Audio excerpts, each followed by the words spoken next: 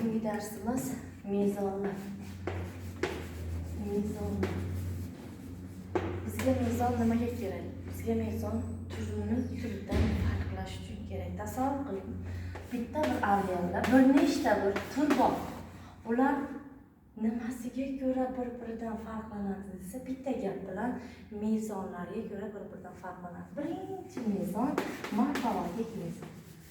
Morfologik mezon. Bu mezonda nima deydi? Bu mezon tur deydi. Bir-biridan tashqi jihatdan farq qilyaptimi? Demak, u boshqa tur deydi. Misol uchun oddiy misol, qaldirg'och bor mana bu yerda. Qaldirg'och bor. Mana bu yerda esa misol uchun tasavvur qiling, qarg'a bor deydi. Qarg'a bor deydi. Buni hamma biladi. Qaldirg'och tashqi ko'rinishi boshqacha, qarg'ani tashqi ko'rinishi boshqacha. Demak, o'z-o'zidan bular ikkita tur. Qaysi mezon deganda desa, morfologik mezon. Demak, morfologik mezon tashqi tuzilishi bir-biridan farq qilyaptimi? Demak, u boshqa tur deydi. Endi ikkinchi mezon bor. İkinci mezon fizyologik mezon. Fizyologik mezon. Bu mezon nima deydi? Fizyologik mezon fasllarga ko'ra ichki gomeostazning o'zgarishidagi holatda farq bo'lsa, demak boshqa tur deydi kitobda. Endi men hayotda tushuntiraman. Qarang, fizyologik mezonda mana tulki bor. Mana tulki bor. Mana bu yerda esa, mana bu yerda esa tasavvur qiling, quyon. Quyon yilning o'ziga xos fasli, bahorning erta kunlarida urug'lanadi. Tulki esa bahorning oxirgi kunlarida urug'lanadi. Mana shu fizyologik mezon. Ya'ni organizm jarayonlari boshqa bir organizm jarayonlaridan farq qilsa, demak, bu fizyologik mezonda gap bo'ladi. Tashqi ko'rinishga ko'ra farqlasa, morfologik. İçki jarayonlarga ko'ra farqlansa, demak, bu fizyologik mezon bo'ladi. Endi undan keyingi mezonimiz kelyapti. Uchinchi mezon turimiz kelyapti. Uchinchisi bu biokimyoviy mezon. Biokimyoviy mezon. Bu nima deydi? Organizm tashqi tuzilishi, fizyologik jarayonlari o'xshash bo'lgani bilan uning nuklein kislotasida farq bo'lishi mumkin deydi.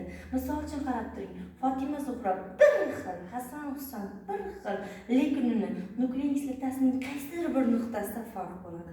Ana bu biokimyoviy mezon bo'ladi. Yoki bo'lmasam oddiy misol, lyupin degan o'simlikni ko'rdik biz. Lyupin ikkita xili bor. Sariq lyupini bor va ko'pbat lyupini bor. Ko'pbatda ham dark ko'p. Sariqda ham dark ko'p. Nimasiga ko'ra farqlandi? Sariq lyupin bilan ko'pbatli lyupinning guliga ko'ra farqlandi. Ya'ni ko'pbatli guli safsar, sariqda esa nomiga ko'ra sariq gul toji bor. Demak, biokimyoviy belgi ming o'xshashi bo'lsa ham uning genining qaysi bir nuqtasida farq bo'ladi. Bu ham boshqa turga olib kelib qo'yadi deydi uchinchi mezonimiz. Endi to'rtinchi mezonimiz. To'rtinchi mezonimiz genetik mezon. Genetik mezon. Bu nima deydi? Xromosomasi boshqami? Demak, boshqa tur. Qarab turing deydi. Mana karam bor deydi. Mana karam bor deydi. Mana bu yerda qalampir bor deydi. Qalampirniki 8 deydi. Karamniki 18 yoki 9 ikki odam bitaladi. Hozir esimda. Karam bilan qalampirni xromosomasi bir-biridan farq qilyaptimi? Demak, boshqa tur deydi. Yoki bo'lmasam, nimaga? Qalampirga bug'doy deydi. 14 barmoqqa kelyapti. Xromosomasi bir-biridan farq qilyaptimi? Demak, bu qaysi mezon deganda genetik mezon deymiz. Mezonlar tashqi ko'rinishi esa morfologik, chacha olmaslik desa fizyologik, DNKsiga ko'ra farq bo'lish desa biokimyoviy, xromosomasiga ko'ra farq qilish desa bu genetik. Ana bu mezonlarimiz. Va nihoyat oxirgi mezonimiz geografik mezon. Oxirgisi geografik mezon. Bu mezon nima deydi? Bitta tur deydi. boshqa bir hududda uchrasa, boshqa bir hududda uchramaydi. Geografik mezonni gapiga ko'ra, mana misol uchun, hamma joyda ham evkaliptlar uchramaydi. Yoki bo'lmasa, hamma joyda ham sekvoidendronlar uchramaydi. Yoki bo'lmasa, hamma joyda ham koala degan sumsuvchimiz uchramaydi. Hamma joyda yoki bo'lmasa, kalibri qushimiz uchramaydi. Bu geografik mezon. Tur deydi, hududdan deydi. O'sha hududdan boshqa joyda uchramaydi. Bu geografik mezon. Endi qarang. O'rtalar hamma narsa nisbiy. Morfologik, fiziologik, biokimyo, genetik, geografik bittasini olib turib turni farqlab bo'lmaydi. Hammasida nisbiylik bor. Qarab turing. Morfologik hozir aytdik. Tashqi ko'rinishi bilan bir-biridan farq qilmasa bitta tur. Farq qilsa ikkita tur dedik. Assalomu alaykum deb qora kalamush keldi. Qora kalamush o'rtalar ikkovi ham bir xil, qop-qora yungli, lekin bir-biri bilan chalishmaydi. Demak, hamma vaqt morfologik 100% bo'lmaydi. Bu qora kalamush ikkita tur bo'lib, xromosomasi jihatdan 48 ga kelyapti, xromosomasi jihatdan boshqa bir tur kelyapti.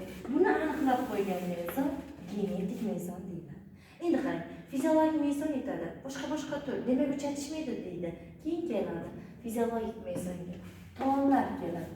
Tollarni bir nechta turi bir-biri bilan chachib qo'yadi. Teraklarni bir necha turi bir-biri bilan chachib qo'yadi. Demak, fiziologik mezondan 100% emas, uning ham nisbiyligi bor. Endi biokimyoviy. Biokimyoviy nisbiyligi bormasa, nisbatan ko'proq dalillarga ega.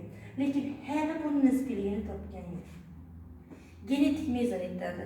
Xromosomasi bir xilmi bitta tur deydi. Ana endi bunga suvarak keladi, shimpanze keladi, qalampir keladi.